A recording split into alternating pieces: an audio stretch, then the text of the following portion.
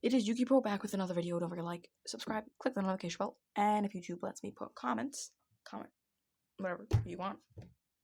Nice. So, usually I do Yu-Gi-Oh videos or sometimes Ninjago. Today, I'll be doing a Dragon Prince video.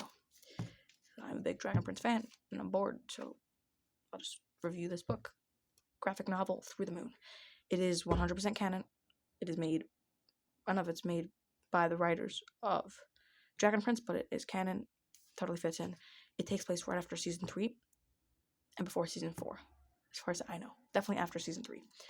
So from what I know, it is officially in between the 2 seasons, being that they're waiting. I guess people are very anxious for season 4, so they decided to release a graphic novel due to COVID. They couldn't release a season yet. It should be coming out. Season 4, titled Earth, should be coming out by the end of this year, 2021. So Through the Moon is a graphic novel. I think it's the latest thing they released, other than the Tales of Xadia game, which I don't really understand. So I just have another Dragon Prince book. I have Callum's spell book, which is basically Callum's spell book, like way shorter. Basically goes through the whole 3 seasons minus a few details. Basically wraps it up in short. If you want to read the whole Dragon Prince first 2 seasons in one book, it's mainly the first 2 seasons, but I kind of have the 3rd season in it. So basically read this book and I'll just give you a review. They also released 2 novels on the first 2 seasons, and they released an art book. There are 4 seasons left to come, but until then, the latest thing we got was this novel, which is an interesting story, and I'm here to give my review on it. I think it's a very good book, graphic novel, good artwork. It fits in. It's not like those books that are like offshoot that are made by other people, because like, for example, Star Wars, like there's the 9 movies, and then there'll be like this guy who makes up his own story, whether it's canon or not canon. I'm saying he'll make it and the artwork will be different and they will all look different, like Transformers. Like the movie is one type, this cartoon is one, this one has this, and then there's like whatever, I don't know if you call this cartoons or whatever. Like this is Optimus Prime. There's like 1,000 versions of Optimus Prime. Like which one's the real Optimus Prime? Like you can see the original one is or the newest one is, so it's very confusing. So at least this sticks to the artwork like literally 100%, as close as you can get without being like, however you call, like not a book kind of thing. This is like not moving, but it's close as you get to the real thing. So now I'm gonna go into it. So the overall story is basically Rayla doesn't think Viren's dead. Nightmares. I don't know about nightmares. Yeah, she has nightmares. And then it ends off with her like kind of becoming even more, not really, basically she's gonna go look for Viren. That's how the book ends off. See right here. See, she runs out in the middle of the night. Like if season 4 continues from here, I don't think it will fit very well. Doesn't really make sense. So the story is that, I'll just look through it. She has nightmares, and then basically Lujane, the moon mage elf, sends Ezrin a letter saying that since it's gonna be the new moon soon, they should take the Fifi feather, bring it to like the Moonhenge. Wait just a second. Let's double check and hear what it's called.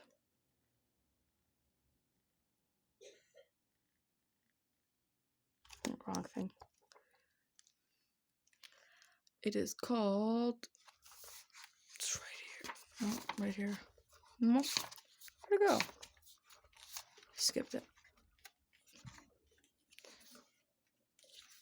I'm so confused. Where did it go?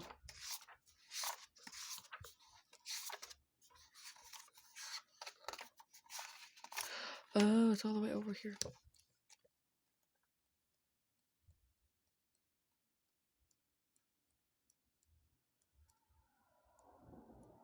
Here.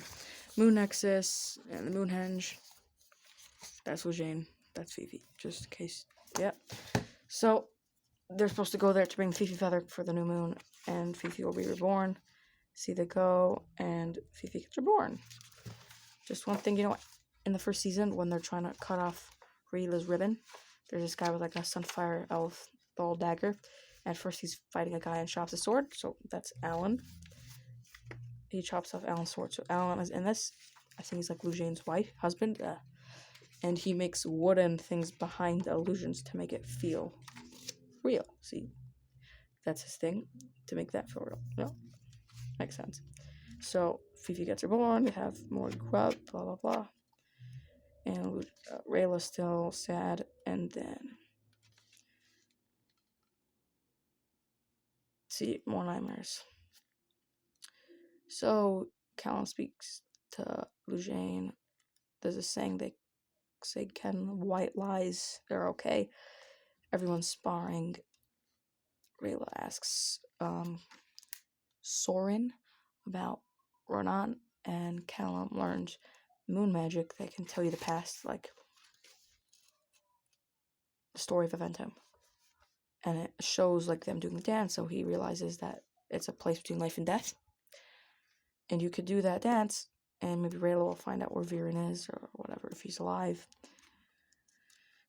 And they get Alan to fix the moonhenge, or whatever they can, trick him. So by the full moon, she goes in it, and then Lujane tries to stop her, but it's too late. She goes into like that place between worlds. Every like show has their own sort of thing like that. She meets the other assassins that were with her, besides Renan, because Renan's technically alive. And she's in there, she's fighting them, she finds Viren. So this confirms what some people could have been thinking or seen in season 3, so to speak, the post-credit scenes. Whatever, the end scene is Arvos in the cocoon, or the worm thing, and now we see Viren in the cocoon. That's Viren. So if Viren's in the cocoon, and Arvos' worm is in the cocoon, maybe they're like merging, fusioning together, sync, whatever. It's from Yu-Gi-Oh. They're combining and make a new being. Like Arvos isn't really, he's still trapped in the mirror, but he has some presence in that worm caterpillar. So if it bonds, he might actually be able to do stuff like more openly. And yeah, Callum goes in, saves her, more spells. They get out.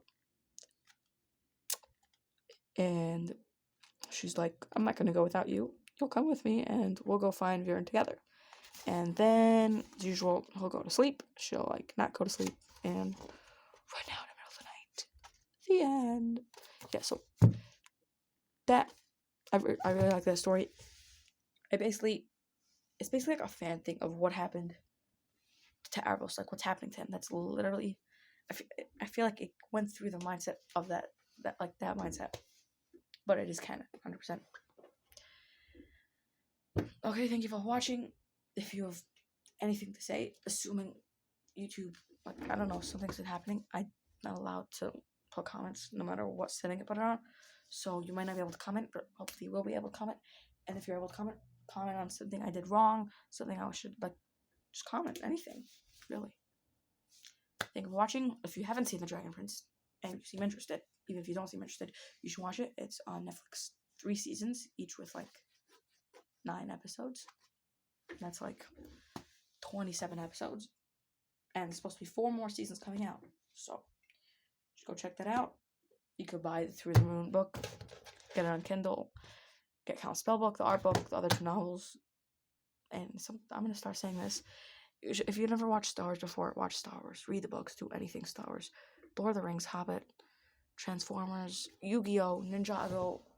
All these things are good. Tales of Arcadia, Harry Potter, Marvel, DC. I don't like DC. I'm just saying that. Very good shows. You should watch them.